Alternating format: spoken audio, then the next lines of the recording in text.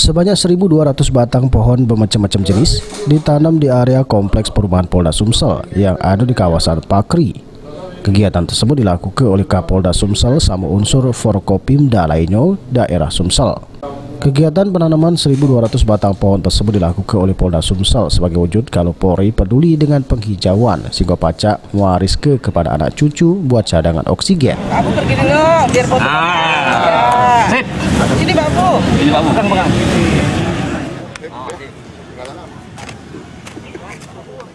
Kan untuk anak cucu kita cadangan oksigen bagi mereka. Jadi manusia yang bertambah pohonnya harus tambah. Karena kalau manusia bertambah pohonnya nggak bertambah, suatu saat kita akan rebutan oksigen nanti. Ya. Selain di area kompleks perumahan Polda Sumsel, penanaman batang pohon juga dilakukan di beberapa lokasi yang ada di lingkungan Polda Sumsel.